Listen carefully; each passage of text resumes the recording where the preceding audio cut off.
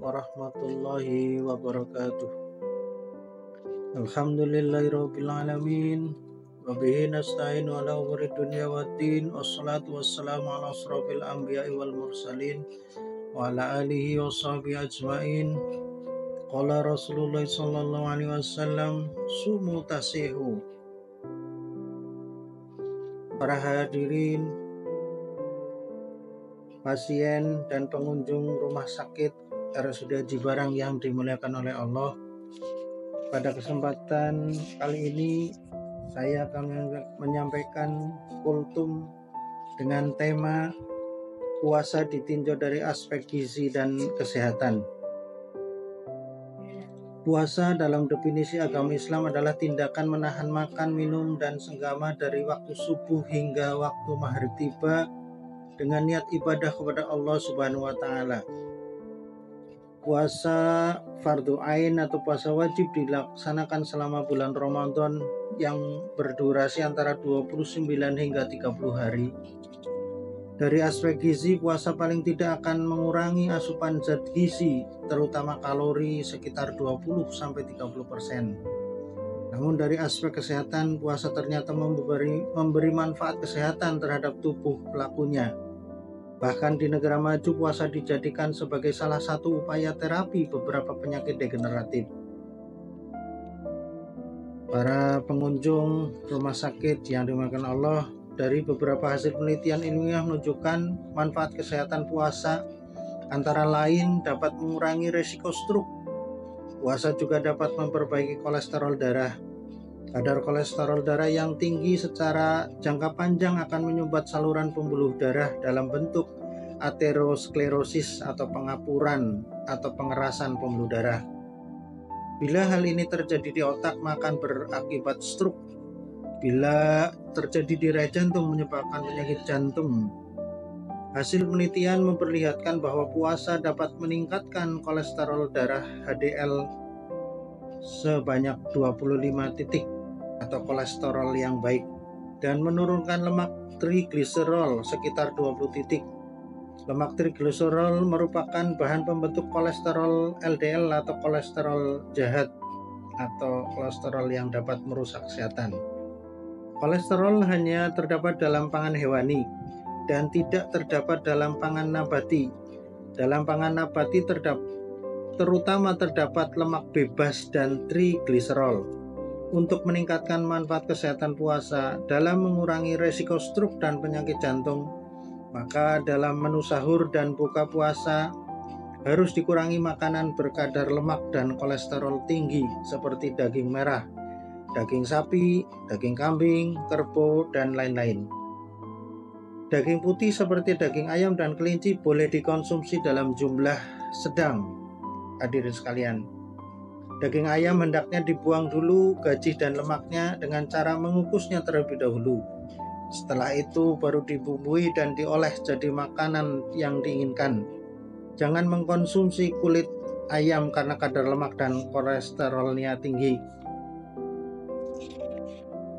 Para pengunjung rumah sakit, para pasien RSUD Aji Barang dirahmati Allah, lauk yang perlu banyak dikonsumsi adalah ikan, terutama ikan laut, karena ikan ternyata kaya protein, omega 3 dan omega 6, mineral dan vitamin yang akan membantu menjaga kesehatan jantung dan pembuluh darah. Selain ikan, buah dan sayur perlu dikonsumsi dalam jumlah yang banyak, karena selain bermanfaat untuk mencegah stroke dan penyakit jantung, sayur dan buah ternyata juga akan menyuplai energi secara perlahan. Suplai demikian diperlukan saat puasa sehingga tubuh akan tetap terasa fit. Yang selanjutnya para pengunjung rumah sakit, para pasien RSUD Aji Barang yang berbahagia, jangan lupa kurma. Dalam menu buka puasa dan sahur jangan lupa makan kurma, karena selain menyuplai energi, kurma juga kaya kandungan zat gizi seperti kalium, magnesium, niacin, dan zat non-gizi serat makanan yang berguna dalam menyehatkan jantung dan pembuluh darah. Mineral kalium berperan membuat jantung dapat berdenyut teratur, mengaktifkan kontraksi otot. mengendalikan keseimbangan air dalam jaringan dan sel-sel, serta membantu mengatur tekanan darah. Beberapa penelitian menunjukkan bahwa makanan yang syarat kalium, minimal konsumsi kalium 400 mg per hari, dapat mengurangi resiko stroke. Dilaporkan makanan yang sehat untuk jantung dan pembuluh darah adalah yang mengandung rasio kalium dibanding natrium minimal 5:1. Padahal dalam 100 gram kurma terkandung sekitar 666 mg kalium dan kandungan natriumnya hanya 1 mg, sehingga rasio kalium dan natriumnya adalah 666:1. Kemudian mineral magnesium membantu fungsi saraf dan otot, termasuk pengaturan irama jantung agar tetap normal. Dan dalam 100 gram kurma terdapat sekitar 34 mg magnesium. Kemudian zat gizi niacin sebanyak 2,2 mg per 100 gram kurma berfungsi membantu pelepasan energi dari makanan dan menjaga fungsi kulit, saraf, dan sistem pencernaan agar tetap normal. Niacin diduga kuat berperan mencegah dan melawan penyakit jantung. Kemudian serat makanan sebesar 2,2 gram dalam 100 gram kurma dan dilaporkan dapat menurunkan kadar kolesterol darah dengan menghambat penyerapan lemak atau kolesterol dalam usus besar, sehingga kadar kolesterol dalam darah tidak meningkat. Mengingat manfaat kesehatan kandungan gizinya, maka kurma disarankan untuk dikonsumsi sepanjang tahun, bukan hanya saat puasa Ramadan saja.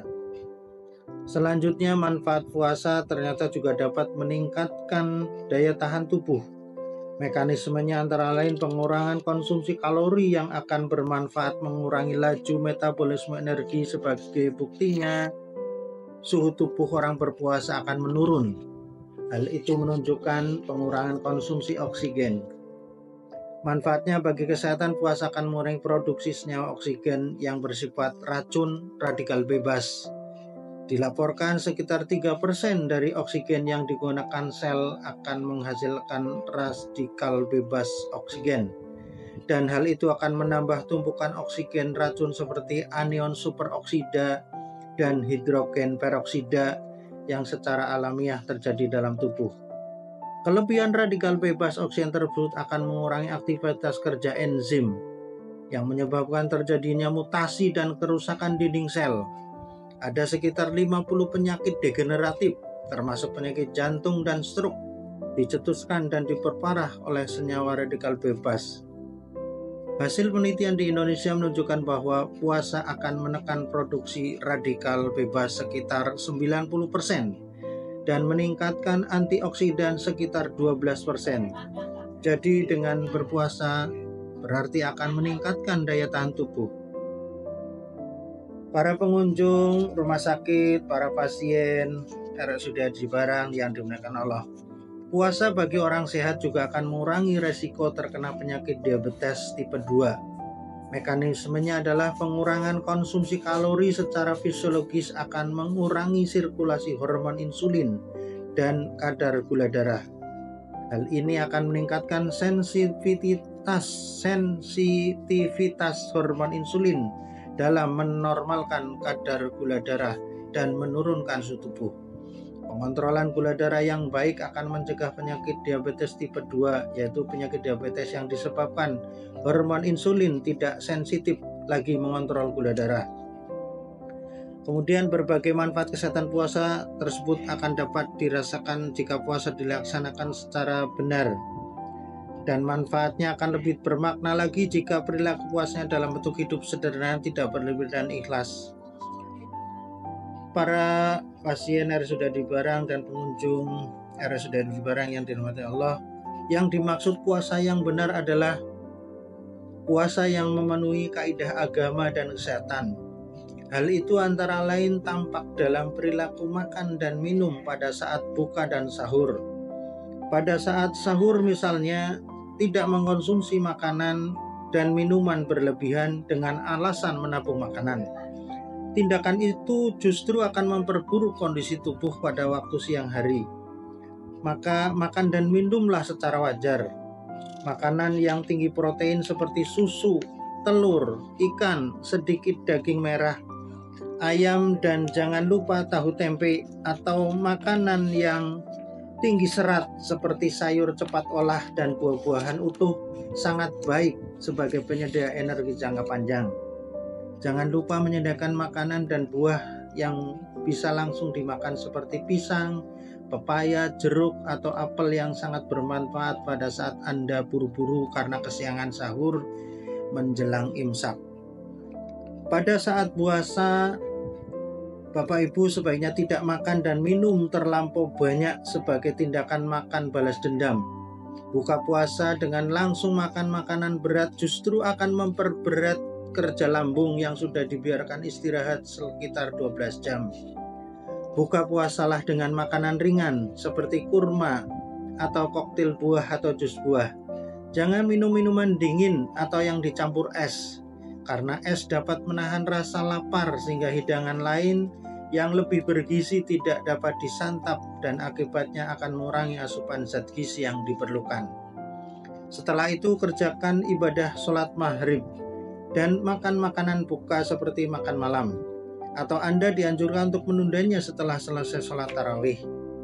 Aturlah agar air yang diminum tetap sekitar 8 gelas seperti hari biasa. Caranya antara lain pada saat buka sekitar 2 gelas, setelah tarawih hingga menjelang tidur sekitar 3-4 gelas, dan saat bangun tidur untuk sahur 1 gelas, segelas lagi saat sahur. Minum air tidak selalu berarti air putih semata, tetapi minum air teh, susu, jus buah, koktail buah, bahkan kuah sayur juga termasuk dalam jumlah air yang kita konsumsi. Demikian Bapak Ibu, para pasien pengunjung rumah sakit yang dirahmati Allah, beberapa tinjauan puasa dari aspek gizi dan kesehatan. Mudah-mudahan bermanfaat. Apabila ada yang benar itu datangnya dari Allah, apabila ada yang luput itu karena kehilapan dari diri saya pribadi. Semoga bermanfaat. Billahi taufiq wal hidayah. Assalamualaikum warahmatullahi wabarakatuh.